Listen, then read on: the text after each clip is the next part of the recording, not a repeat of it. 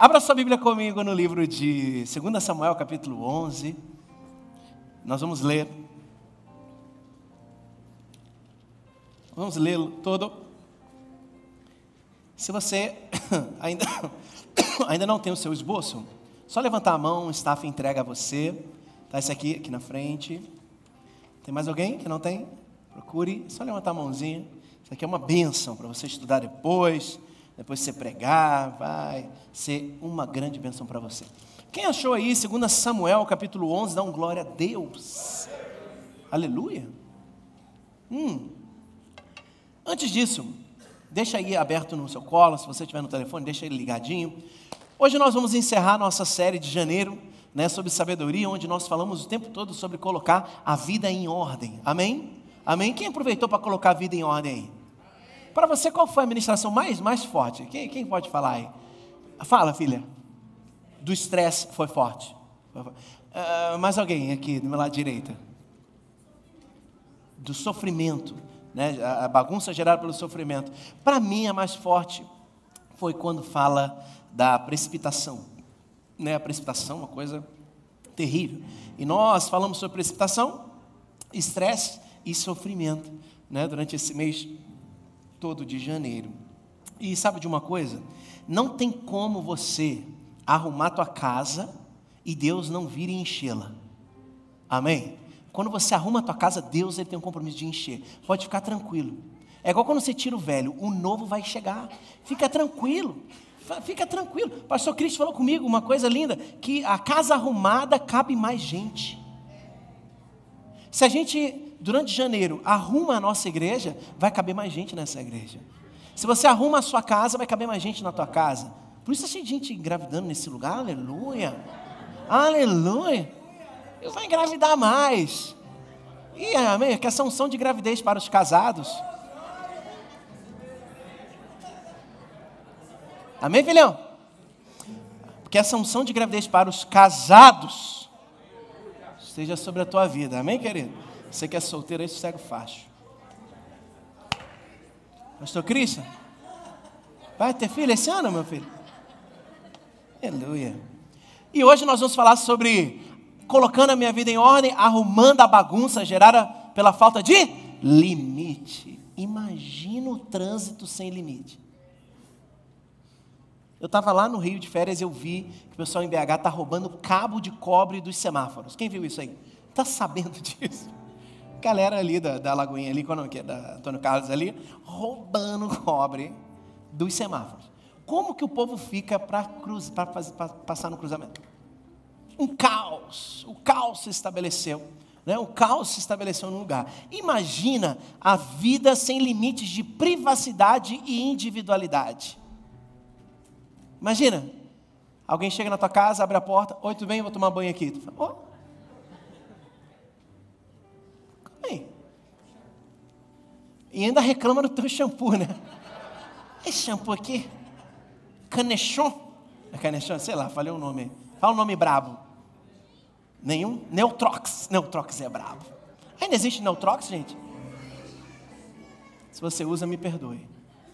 Mas é bravo. Eu lembro... Galera que tem um cabelinho, né? Tipo aqui do papai, um negocinho mais durinho, hein? Passa o Neutrox, ele dá aquela... Mas o Neutrox não sai da mão, não. Você tem que lavar com sabão em pó, você esfrega. O Bispo Adani falou que tem um que a Aline apresentou para ela, chama Desmaia Cabelo. Você imagina... Alô, igreja? Volta aqui. Imagina você entrar no banheiro para tomar banho. Aí você faz, você é acostumado com shampoo, de classe, os negócios.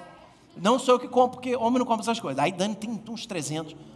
Eu falo que tem 2 banheiros lá em casa. Tem um banheiro da favelinha, que é o meu. Tem um sabonete e um shampoo anti-caspa. E tem o banheiro do Belvedere. Mas da Bispo Adani, meu amigo, tem shampoo para tudo. Shampoo para dedo, para unha encravada.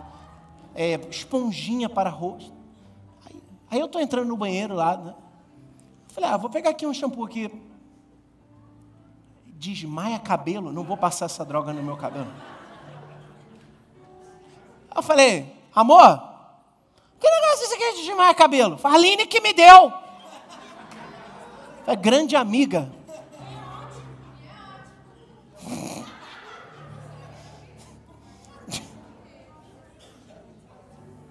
Estende a mão para o teu irmão, profetiza. Desmaia cabelo, não.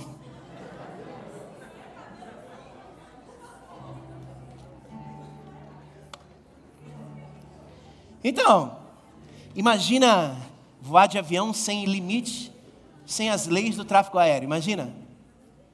Sair daqui lá para a França, 13 horas de voo e sem limite. Uma vida sem limites é uma vida problema. Fala para você mesmo, uma vida sem limites é uma vida problema.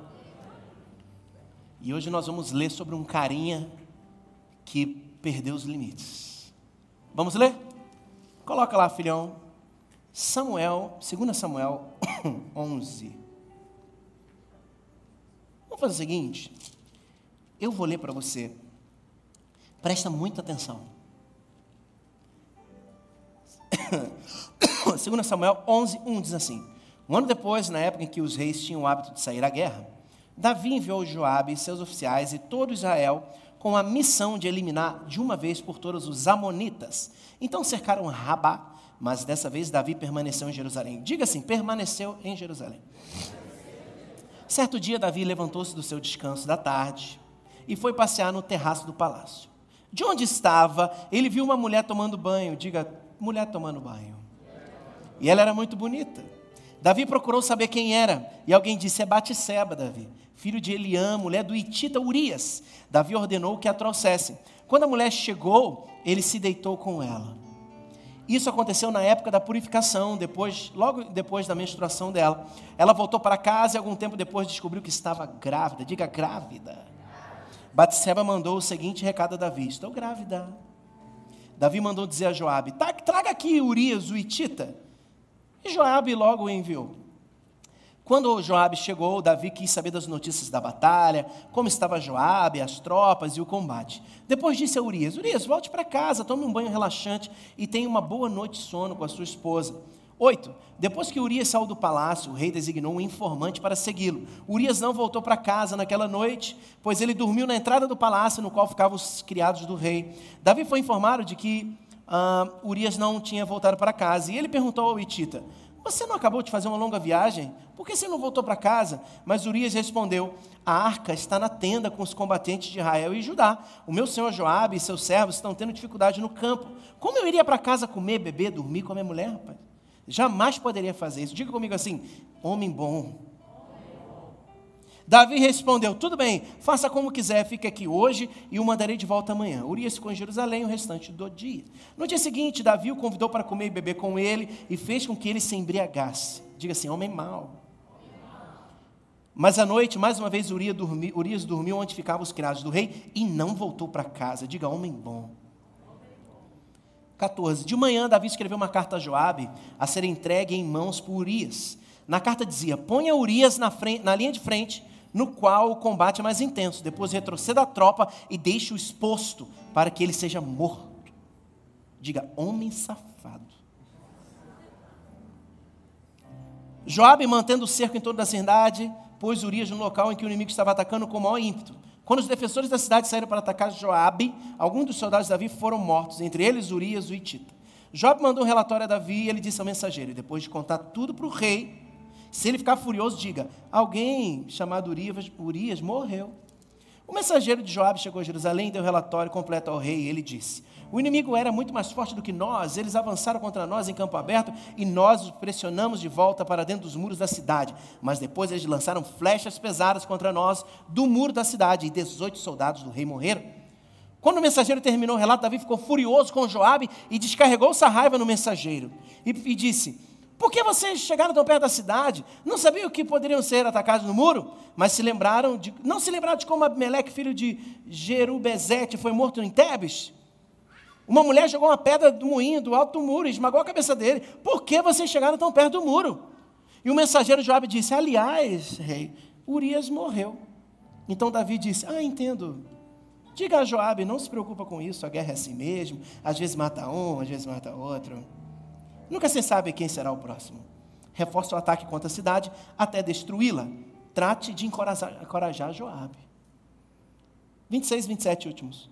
Quando a esposa de Urias soube que o marido estava morto, chorou por ele. Depois de passar do luto, Davi mandou chamá-la para o palácio. E ela se tornou mulher de Davi. E deu à luz a um filho. Meu Deus. Tem gente que pergunta assim, por que tem umas histórias dessas na Bíblia, meu povo? Tem gente que acha que a Bíblia é uma história assim, é um filme americano, né? Não, a Bíblia fala a verdade. E ela mostra histórias de transformação. Ela não mostra histórias de perfeição. Só um foi perfeito. Mas as grandes histórias da Bíblia são histórias de transformação. Sabe por que você está aqui hoje? Porque você está no lugar certo, um lugar de transformação. Um lugar onde entram pessoas podres e daqui a pouco essas pessoas estão frutificando. Amém? Amém? Eu era assim, você era assim. Não vem com essa história, não, eu já era uma pessoa boa. Não, era bom igual Davi. Estava passeando no telhado, olhei a mulher do outro, olhei para ela, olhei de novo, meu Deus, que gatinho, qual é o nome dela? Fui lá, engravidei ela, depois botei o cara na frente para morrer. Gente, estratégia. Não. Falta de limites. Falta de limites. E hoje nós vamos arrumar essa bagunça aí, amém? Quem está comigo nessa? E quando a bagunça se instala na minha vida pela falta de limite? Quando? Primeiro, quando eu ultrapasso os limites da humildade. Lembra que eu pedi para você responder o primeiro versículo? Gente, Davi era o cara mais temido da época. Quando ele chegava, todo mundo tremia. Então, por que ele não foi para a guerra? E teve que ficar em casa em Jerusalém? Morando lá na preguiça do palácio. Fica assim, não preciso nem mais ir para a guerra. Por quê? Toda vez que eu vou, eu venço. Então faz o seguinte, eu vou ficar aqui, vocês vão lá e vencem, vocês já são os caras. Posso falar uma coisa? Repita comigo assim, eu estou sempre a um passo da queda. Vou falar de novo. É ou não é? É ou não é, filho? Todos nós estamos a um passo da queda. Um passo da queda. O orgulho vem antes da queda. Se ele tivesse ido para fazer o que ele tinha que fazer, porque ele era um guerreiro, Davi não era um grande lutador, um grande guerreiro, não tinha uma unção para isso? Só quem entende Israel. Sim ou não? O que ele ficou no palácio? Mal intencionado. Vai lá vocês. E aí, a bagunça se instalou. Ficou orgulhoso? Não preciso mais, vou ficar no meu palácio. A bagunça se instala, a humildade cai, quem cresce? O orgulho leva você para a queda. Oh, meu Deus do céu. Autoconfiança também é um problema, tá? Para você ultrapassar limites e deixar a tua humildade de lado. Salmos 34:14 diz assim, afaste-se do mal e faça o bem. Afaste-se do mal e faça o bem. Fala para o teu irmão, afaste-se do mal e faça o bem. Vou falar mais. Fala assim, afaste-se da aparência do mal.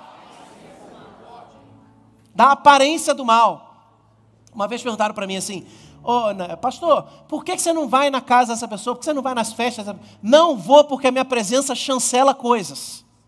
E onde eu vou, eu chancelei. E eu sei que lá vai ter coisas que não tem nada a ver com a Bíblia. E se eu estiver lá, eu vou estar chancelando. E aí vão falar um dia, não, o pastor estava lá, está tudo certo. Fuja da aparência do mal. Fuja da aparência do mal. Deixa de chamar de chato, de cri-cri, de sei lá o quê. Fuja da aparência do mal. Fala para o teu irmão de novo. Fuja da aparência do mal. Não, mas é ano de amar, ano de amar, ano de amar. Ano de amar tem limites também. E tem muitos limites. 2. Outra bagunça que acontece pela falta de limite. Quando você ultrapassa o limite do bom senso. Gente, se tem coisa boa para ter na vida é bom senso. É ou não é, gente? Quem aqui já foi em clube? Você vê gente lá sem bom senso?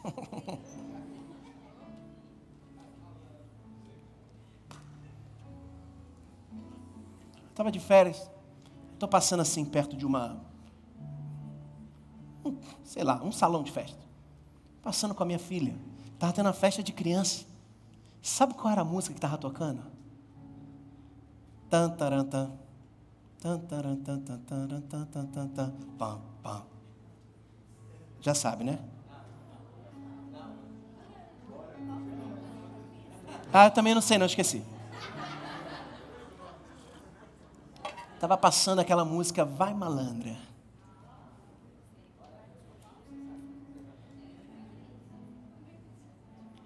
E aí, estou passando com a minha filha. Numa festa de criança. A música é Vai Malandra. Vai malandra, desce não sei quem, balançando o seu não sei o que lá. Certo? Eu estou passando com a minha filha. O que aconteceu?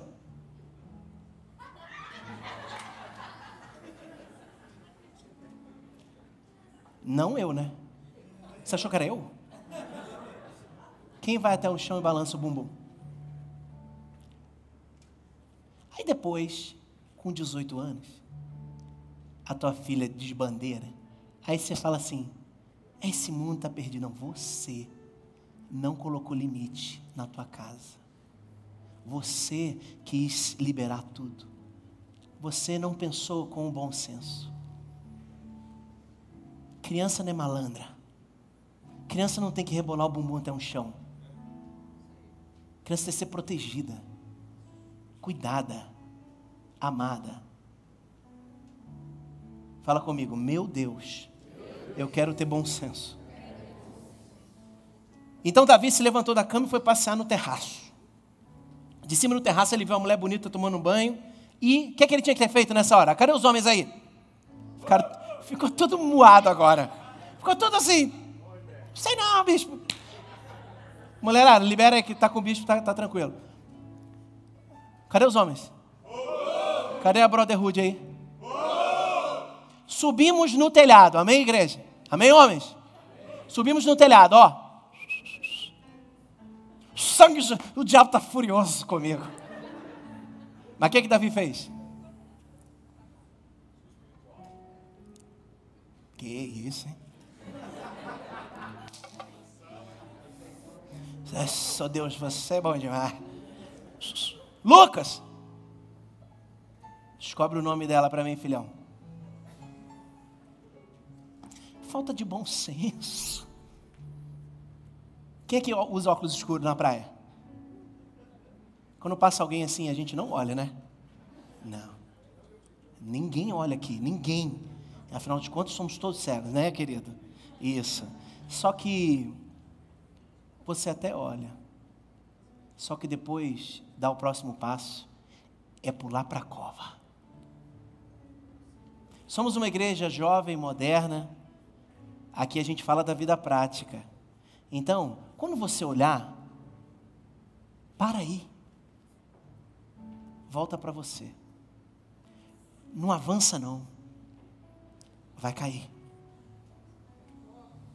Vai cair. Davi estava fazendo o quê, gente? Quem lembra? Não. Davi estava deitado, descansando no meio da guerra. Oficina do diabo é mente vazia, querido. Fala para o teu irmão assim, eu profetizo que você vai trabalhar.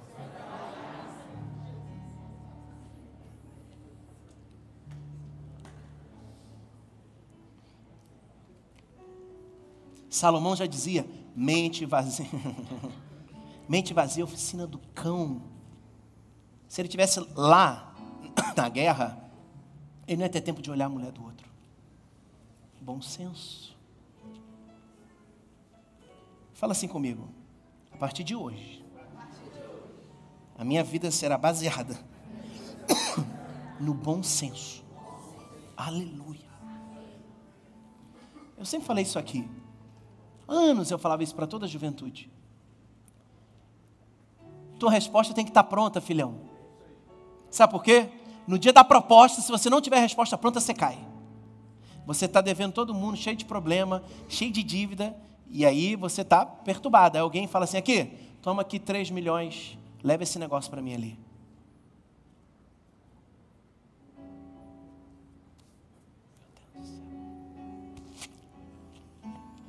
Agora, se você tem uma resposta pronta, não quero.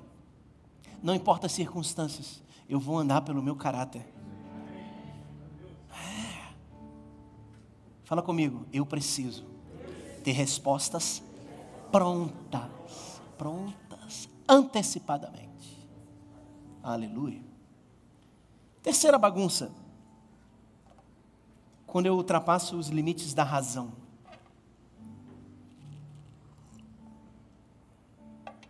E Davi mandou procurar saber quem era a mulher. Oh, meu Deus do céu. Oh, meu Deus, sai dessa.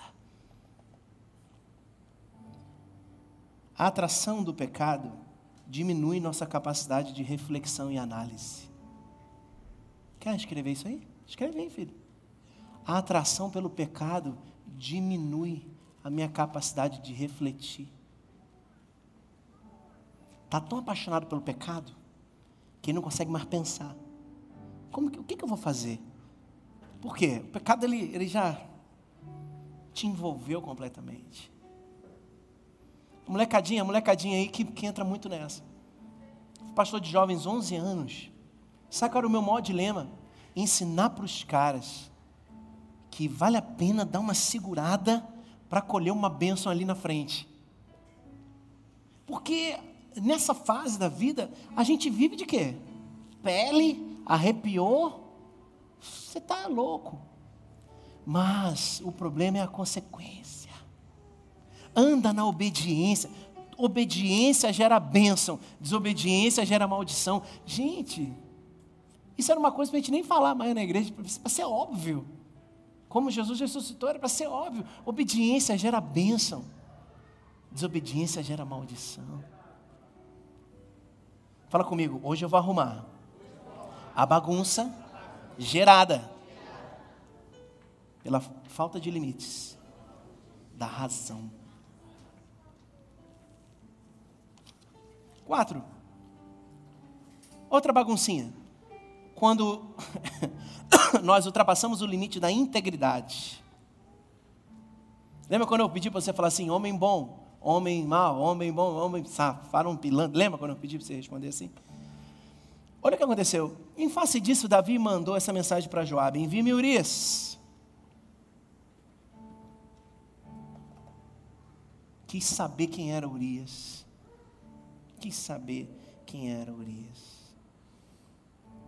Ele já estava maquinando na cabeça dele o quê? Como que eu vou destruir esse cara? Deixa eu descobrir quem ele é. Seja uma pessoa íntegra, de palavra, de caráter. Arruma essa bagunça hoje, filho. Ei, a gente acabou de dizer que a gente está aqui no lugar de gente que está transformando. Arruma hoje. Seja íntegro, procure a pessoa que você está com um problema. Fala assim, me perdoa, eu tenho um problema de caráter. Se tem uma coisa que quem anda comigo sabe que me irrita profundamente, é atraso. Né? Se quer me irritar, atrasa comigo. Só que eu fico monitorando se é atraso, porque às vezes atrasou. Bateu um carro uma vez aqui no nosso profetizando. Teve um dia do profetizando, acho que foi na terça, que muita gente não chegou porque teve um acidente e fechou a expressa. Isso é um problema que acontece. Né? Então, assim, tem atraso e tem falta de caráter.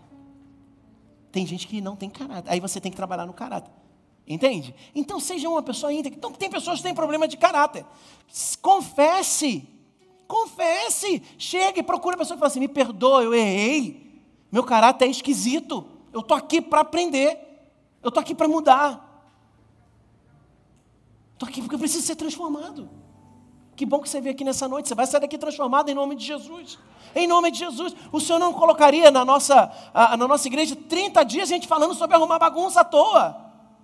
É porque Ele sabe que Ele tem algo poderoso para nós, mas as coisas precisam estar em ordem. Em ordem. Fala para o teu irmão, coloca as coisas em ordem, meu irmão. 5. Uma bagunça se estabelece na minha vida quando eu ultrapasso os limites do caráter. Olha aí. Estava falando disso. De manhã, Davi enviou uma carta a Joabe por meio de Urias. E nela escreveu, ponha Urias na linha de frente e deixe o combate E deixe onde o combate estiver mais violento, para que seja ferido e morra. Meu Deus. Meu Deus. Quantos de nós já fizemos isso aqui? Talvez não morreu ninguém, mas matamos sonhos, matamos um montão de amizade, matamos um montão de sei lá o que, de relacionamentos, porque a gente olhou e falou assim, agora eu vou ferrar ele. Soltei na frente da batalha, dei 2 passos para trás, e o inimigo acabou com ele, porque a gente tinha uma outra intenção ali na frente. Quantas vezes fizemos isso no trabalho? Quantas vezes fizemos isso na nossa família? Hoje é dia de transformação nesse lugar, igreja.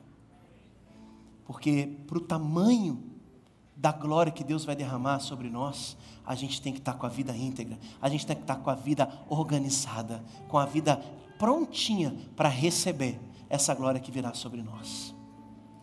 Então hoje é dia de você transformar.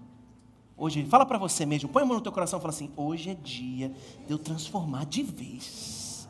Essa palavra não é para quem não veio, essa palavra não é para quem está de férias, essa palavra não é para a parede, nem para as luzes, essa palavra é para você e para mim.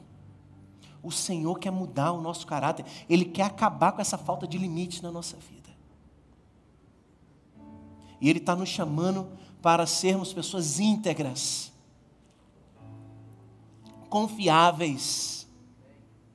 Aproveita o ano de amar e já sai logo pedindo perdão e resolvendo os problemas. Aproveita.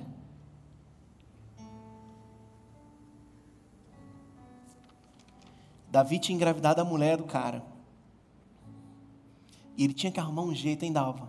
Aí ele vai lá e mata o cara. Quantas pessoas a gente não matou para esconder os nossos erros? Quantas pessoas, ou em quantas situações, nós preferimos a morte de alguém para que alguém não descobrisse o nosso erro?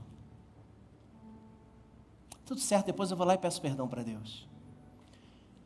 O pecado é perdoado imediatamente. Boa notícia. Fala comigo assim, boa notícia. Eu sempre sou perdoado. Ficou fraco, achei esquisito. Você não tem convicção disso não? Você vai sair daqui com essa convicção. Fala assim, eu sempre sou perdoado.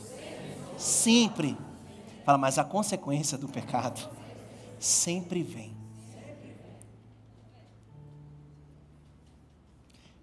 É uma colheita certa.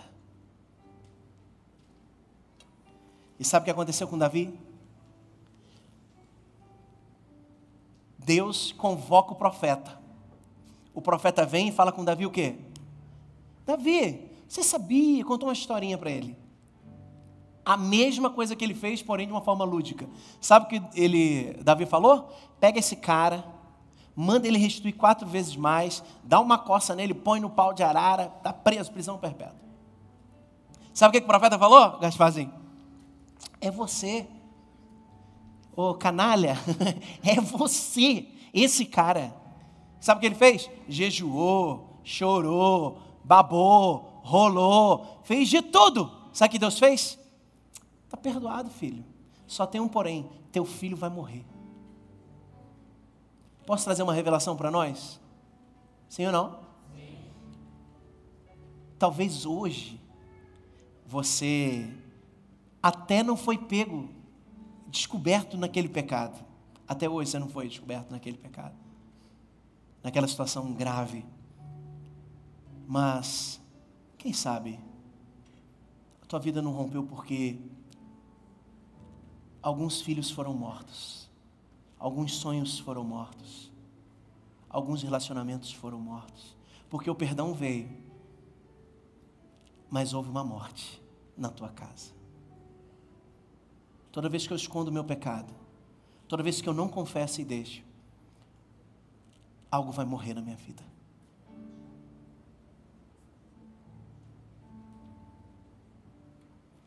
Ó, paizão, mas você traz essa palavra em janeiro, poxa.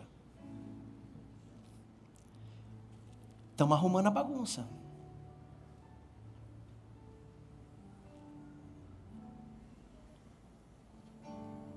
Então Davi disse para Natã: pequei contra o Senhor. E Natã respondeu: o Senhor te perdoou, Davi. Você não vai morrer, mas teu filho vai. Hoje é dia de você se arrepender, meu irmão.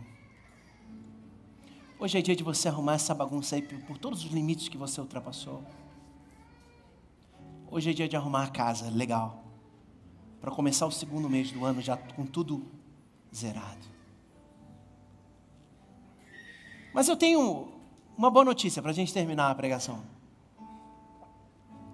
Salmo 51, que é um salmo também de Davi, ele diz coisas poderosas. Coisas poderosas. Eu queria ler com você. Como arrumar a bagunça gerada pela falta de limites? Porque eu disse aqui o que acontece quando se ultrapassa limites. Mas, como arrumar? Primeiro, estabeleça a sua conexão com Deus através do arrependimento. Tem misericórdia de mim, ó Deus, por teu amor, por tua grande compaixão, apaga as minhas transgressões. Leva-me de toda culpa e purifica o meu pecado.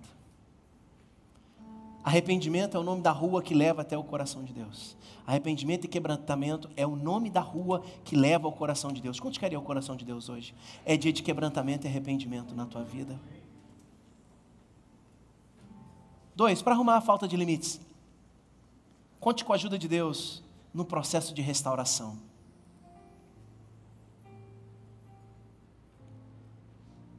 Existe um processo de restauração. Existe um processo de humilhação para depois você se levantar. Muitos querem pular, fica capenga. Mas você precisa contar com Deus nesse período. E ele diz assim lá no 51, 6, 7. Sei que desejas a verdade no meu íntimo, e no meu coração me ensinas a sabedoria. Purifica-me e ficarei puro, lava-me e mais branco do que a neve serei.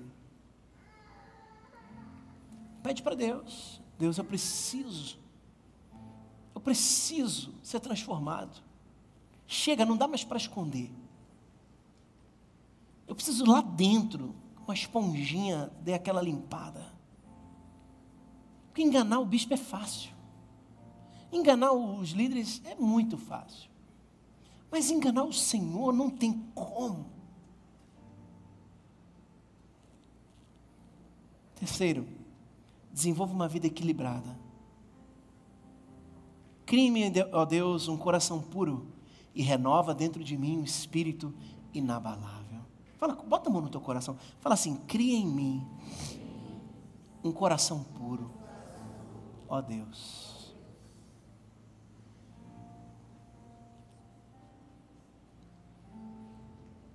Quantos aqui já tiveram seus corações feridos?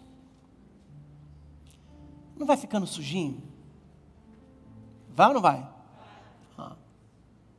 E aí, você é ferido de novo, como é que ele fica?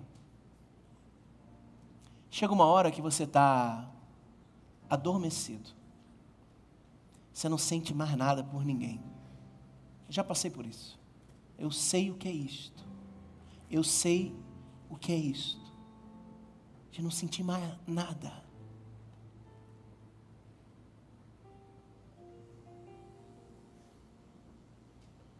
Até que um dia eu ouvi uma canção que falava: crie-me, ó Deus, um coração puro e renova dentro de mim um espírito inabalável.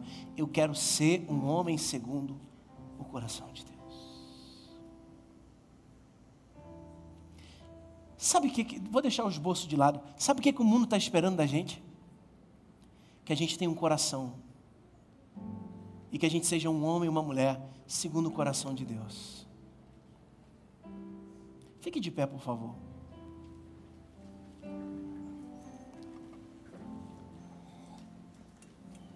Eu vou encerrar a mensagem por aqui. Você tem um esboço, você estuda. Mas é isso, eu quero me ater nisso. Nós somos homens, nós somos errantes, vamos errar até o final, porém, há uma chance para nós. A chance de se arrepender, para começar tudo de novo, da forma certa. Eu queria que você colocasse a mão no teu coração